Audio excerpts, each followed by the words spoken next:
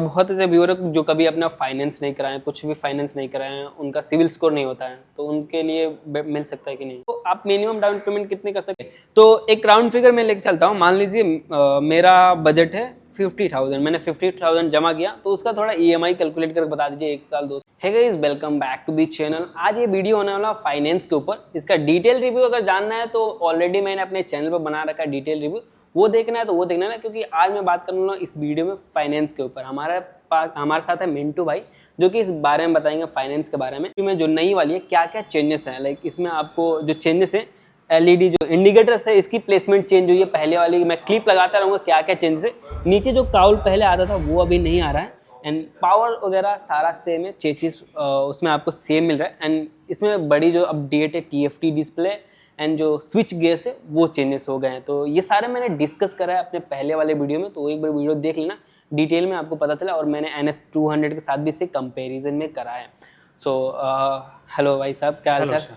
तो मैं इस वीडियो में हम लोग जानेंगे कि इसके फाइनेंस के बारे में। तो सबसे पहले बताइए कि इसकी एक शोरूम जो प्राइस अभी ऑन रोड प्राइस गुड़गांव में क्या चल रही है? ऑन रोड सर प्राइस आपको आएगा 250, ये 200 का न्यू वाले 200 का। हाँ। ये पड़ेगा सर 2,33,000 के आसपास पड़ेगा। 2,33,000 ऑन रोड पड़ेगा सर। ऑन रोड अप्रोक्स 2,33,000 आपको ऑन रोड देखने को मिल जाएगा।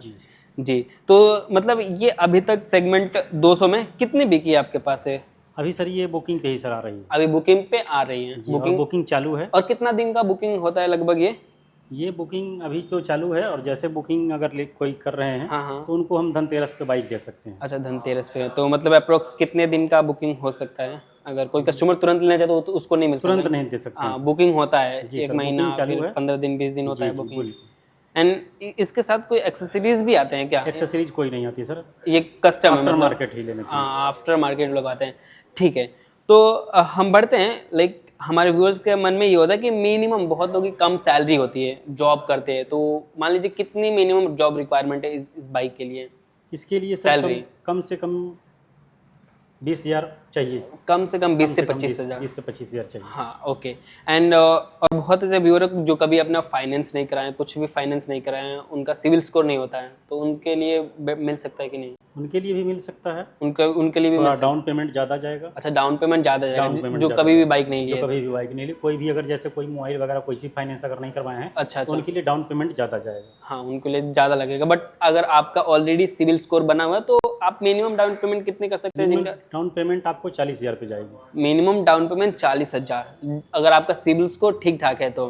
ठीक है, तो एक राउंड फिगर मैं लेके चलता हूँ। मान लीजिए मेरा बजट है 50,000, मैंने 50,000 जमा किया, तो उसका थोड़ा EMI कैलकुलेट करके बता दीजिए 1 साल 2 साल। 50,000 का डाउन पेमेंट सर अगर करते हैं। अच्छा। 1 साल के लिए अगर बाइक अगर आप लेते हैं, हाँ। 50,000 डाउन पेमेंट करके 1 साल के लिए अगर बाइक अगर लेते हैं, ठीक है, तो आपका सर ये आएगा 1 साल के लिए EMI आएगा, मंथली EMI आपका आएगा 9,465 रुपये की EMI 2 साल के लिए। 9,465 2 साल में। 2 साल 2 साल में एक्चुअली ज़्यादातर कस्टमर 2 साल 3 साल ही करवाते हैं। अच्छा। 1 साल के लिए बहुत ही कस्टमर कम करवाते हैं। बहुत कम। अगर ऑब्वियसली जिसकी 25,000 सैलरी हो तो वो 1 साल कराएगा, तो 9-10 हज़ार कहाँ से भरेगा? कहाँ से भर पाएगा? ठीक है। कारण है कि अगर फाइनेंस अगर करते हैं तो फिर जितना पैसा आप कमा रहे हैं उसका फिर घर चलाने के लिए भी होना पड़ता है, तभी अगर फाइनेंस करते हैं। बिल्कुल।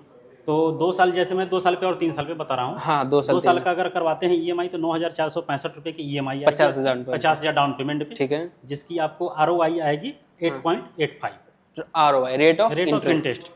और 3 साल का अगर आप फाइनेंस करवाते हैं तो उसमें आएगा आपको ROI 9.25 के हिसाब से।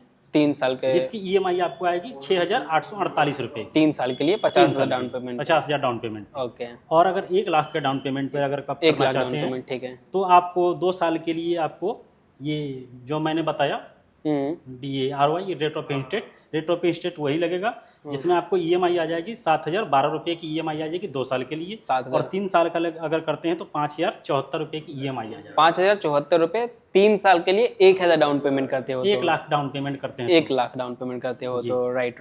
एंड डॉक्यूमेंट क्या क्या लगेगी? डॉक्यूमेंट सर जो है ना, ये अगर कैश में अगर कैश में लेते हैं तो उसका तो अलग है, मैं फाइनेंस में बता रहा हूँ। हाँ। डॉक्यूमेंट में लग जाएगा पैन कार्ड, आधार कार्ड, अच्छा 6 month bank statement, electricity bill और रेंट एग्रीमेंट सर लगेगा। Okay okay. और बहुत ऐसे बंदे होते हैं जो गुड़गांव के नहीं है, वो कहीं अदर स्टेट से आके रहे हैं, तो उनका क्या क्या तो लगेगा? उनका परमानेंट एड्रेस लगेगा और यहाँ का रेंट एग्रीमेंट लगेगा। रेंट एग्रीमेंट, ओके, तो उनका उनके लिए भी हो जाएगा? उनके लिए भी हो जाएगा। और 6 मंथ बैंक स्टेटमेंट लगेगा।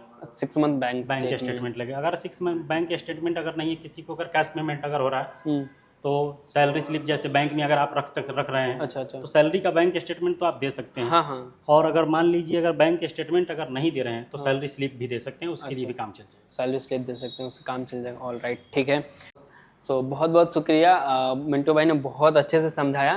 लाइक अगर आप लेना चाहते हो तो एक बार इनको कॉल जरूर से कर लेना। मैं यहाँ पर डिस्क्रिप्शन में सारा नंबर मेंशन कर दूंगा, शोरूम का डिटेल कहाँ पे सब मेंशन कर दूंगा, नंबर भी आपको मिल जाएगा डिस्क्रिप्शन में।